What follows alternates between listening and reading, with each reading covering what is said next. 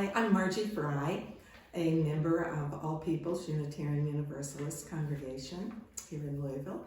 And one of my passions has been working on the environment, and so the Green Sanctuary Committee has been a great fit for me. And I'm Martha Flack, also a member of the All People's Green Sanctuary Committee.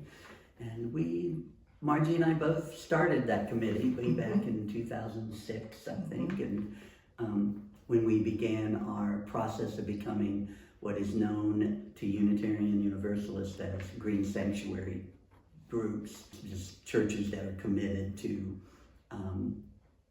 working on their sustainability and lowering their carbon footprint and doing as much as they can to help enrich and protect the earth. So we started that journey in 2006, and we began with an energy audit, which let us know where our problems were, where we weren't very efficient and that sort of thing. And then from there, we began making improvements in what is commonly referred to as low-hanging fruit, the easy stuff, and one of the first big projects we did was replacing all of our sanctuary lights, 78 in total, from compact fluorescent bulbs to LED bulbs.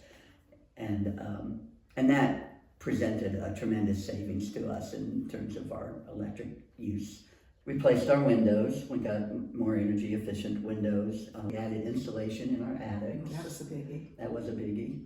And then eventually we moved to solar panels to try to also reduce our reliance on fossil fuel energy. We added our initial solar panels through the generosity of a couple of members and fundraisers that we had done. After we got the initial panels up, which are right over this room that we're in, we did later have a big fundraiser and that's what this letter was about, leading the way. We were leading the way. And we asked all congregation members to participate in that fundraising effort, and we got enough to put more solar panels up.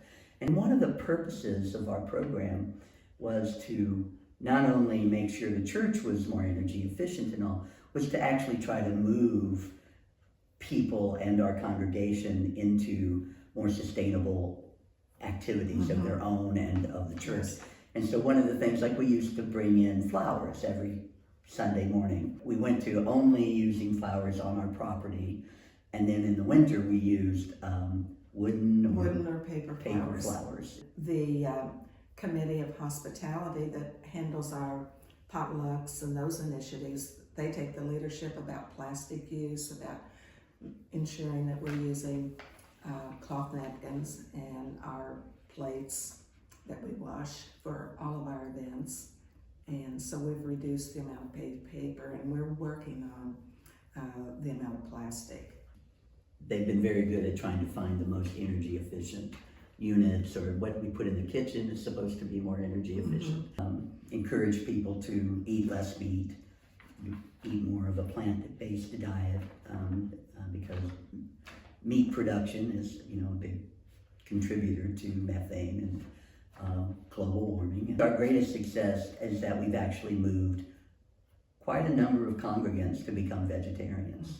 For many, many years, we did what we called educational displays in our welcoming space where people gather on Sunday morning, and then they would see the display, and they would always be on some sort of, whether it's, energy issues. They were, we did recycling and vegetarian potlucks or vegetarian eating, and if it was World Water Day, we might do a display on water and how it's become more privatized, and how the dangers of that, and how much water it used to make a hamburger.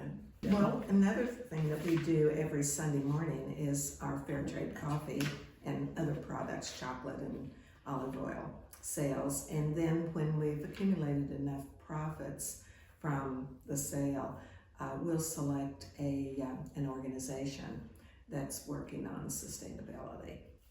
One of our ongoing projects is how do we continue to recycle? Several years ago, one of the Eagle Scouts made a project of building a shed for us that holds would you say it holds about 15 to 20 plastic tubs? For other congregations, that maybe haven't done some of this work or are just getting started, right now, advocacy work is so difficult and in many ways unrewarding because, you have to look for the smallest of successes because the big ones just aren't.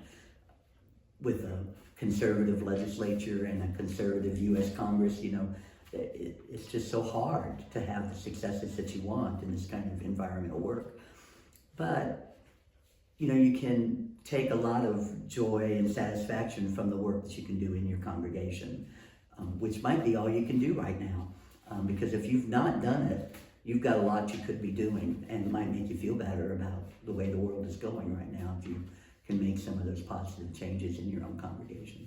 I think what Martha said, there's lots of low-hanging fruit that you can start with, and then there's other people who maybe just are one step ahead of you that can help give you other tips and support you, and we're here. That's one of the things we love when people in the community learned about us and contacted us to say, would you help us along, or could we talk to you about what you're doing? And then there's always, well, how did you make that happen? Because, it's one thing to see the beginning and the end result, but what was that process like?